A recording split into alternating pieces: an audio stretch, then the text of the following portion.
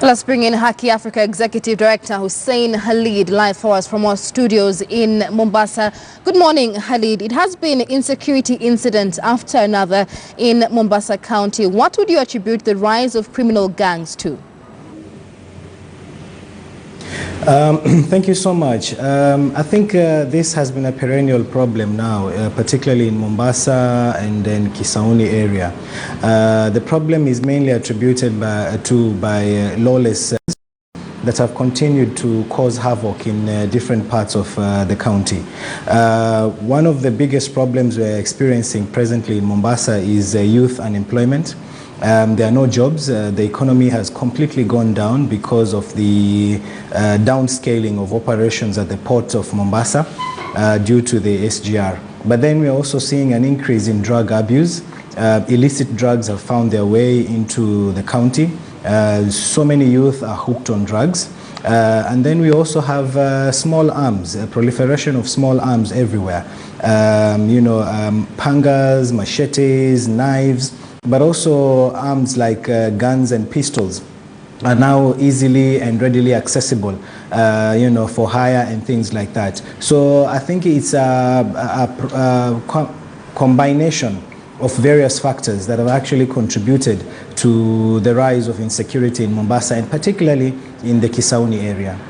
Right, but are the residents there and the police on the same page in fighting this crime? Because I understand, like this morning, police shot dead a notorious or an alleged notorious criminal in Kisauni. But many times you find the families of these criminals crying foul, saying even if they were criminals, the constitution allows for everybody to have their day in court. So is this rise in criminal gangs being, dealt with accordingly? One thing is for sure, that yes, we do have runaway insecurity in Mombasa. We can't run away from that. We can't hide. We can't say that our youth are completely innocent. It is true that actually we have youth who are criminals, youth who are actually attacking people, youth who are killing and maiming individuals innocent within the communities. At the same time, we are also asking the police, in as much as they're dealing with this youth, to do so with restraint.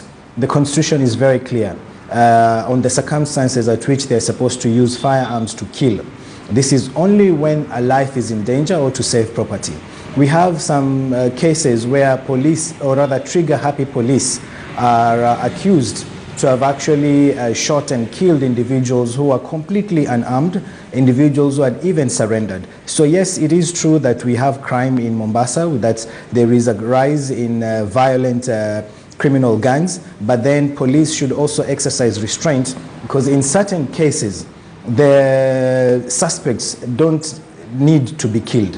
There are instances when they can actually handle these individuals, arrest them and present them before a court of law. That is the proper way in which to deal with this situation. But when we use extra legal force to deal with these criminals, then it only acts to increase the levels of mistrust between communities and the police. All right, and finally, Khalid, many times you find that members of these criminal gangs are youth, many under the age of 18, pointing to bigger societal problems as unemployment, perhaps problems within the families. What solution would put this problem to rest? Yes, that's a very good question. As you know, as you've correctly put it, most of these criminal gang members are actually below 18. You have youth as young as 14, 16, 17 engaging in crime. Late last year, we had a 17-year-old who was shot dead by police because he was part of a gang that was actually attacking residents in Kisauni area. So this is a social problem. It's a problem that actually goes beyond the economic aspects, as you've correctly put it. And I think as a society, we need to take up responsibility. Much of what has been said in many communities is actually pointing fingers at the state, pointing fingers at government. But there's no finger pointing inwards. I think as a society, we need to interrogate these issues. We need to look at ourselves, what is happening? Because in the past, you would say, okay, these are people who've come from outside the region, people who've come in, they're taking advantage of the situation. But if you actually look at what is happening presently, these are youth who are living with us. These are youth from our community. These are youth whom we have seen growing up from when they were young children to where they are today. So it's a social problem. We need to bring in the religious society, the religious community, parenthood. You know, we have very many broken marriages presently. We have single parents, mothers who are actually trying everything to take care of their families. So it's one thing that requires the political, religious, and national government leaders to sit down together to address this issue. I agree with you totally. It's not just about employment, but issues of drug abuse have to be looked into. We have to look at poor parenting, which is also a big problem here in Mombasa, and proliferation of weapons. Let's discuss the issue of drugs, as you mentioned there, because we have been reporting of an increase in the number of drug users in Mombasa County, especially among the youth. How does this tie into the insecurity incidences being witnessed?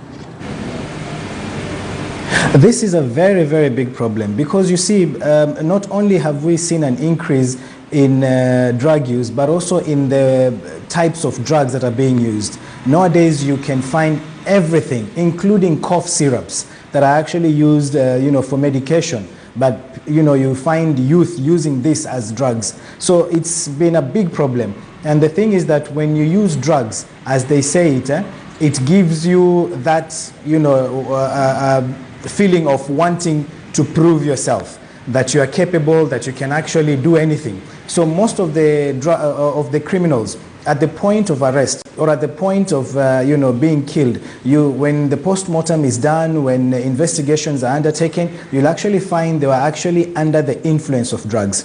And this is a big problem. The drug menace in the coast has been there for decades, and it's getting worse now. We are happy that certain individuals have been arrested, they've been extradited, and we are seeing action being taken. But in as much as we are trying to deal with the demand side, the government needs to do more to address the supply side, because these drugs are still coming in. We are seeing even the police, some of them involved in these drug nets. We are seeing senior politicians in certain places also involved in these issues. So it's a problem that the coast region needs to address and needs to address urgently, and we need the government to come in order to arrest the situation. All right, and finally, let's discuss the leadership of the Mombasa County government and what's been put in place to address this menace surrounding the youth. Mombasa County is a gateway to a lot of trade happening within East Africa. Has this trickled down to perhaps creation of employment or self-employment for the youth there? Yeah, you see, Mombasa, as you've said, is the gateway to East Africa. But unfortunately, the local communities, the local people are not benefiting anything from that status. It's true that the county government has tried. We've seen Governor Joho going out there and launching youth programs and trying to get youth involved in different avenues, in different activities. But it's unfortunate that these businesses usually don't move further.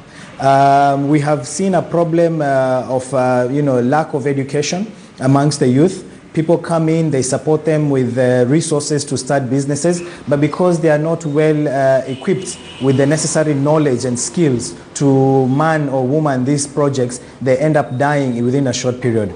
Institutions like Haki Africa, like Red Cross, we've tried to start income generating activities for the youth, but you find that in most cases, they don't live to see, the end of it. And it's a big problem. So we need to concerted efforts to have the national government, to have the county government, civil society and other actors to come together, because the youth of Mombasa presently as it stands are actually at a very, very dire situation. Majority of them don't have jobs. Majority of them are not educated enough to sustain businesses. Majority of them lack opportunities such as, access to funds. Most of them don't have national identity cards because of the problems that are associated with, acquiring the process of acquiring national identity cards. So what they're left with actually is just to hang around ghettos and alleys to try and eke a living. And this is where now they find themselves engaging in not just illicit drug abuse, but also in crime. So in as much as we are condemning the youth, we are condemning the crime that they're committing, we also need to condemn ourselves as a society, because we have not done enough to actually help our youth to get out of this situation that they're in. And instead of killing them, instead of going out and, violating their rights, I think we can do better to try and help them become better and useful members of our society. All right, many thanks. That is Haki Africa Executive Director Hussein Halid. Many thanks for speaking to us. That is on the rise of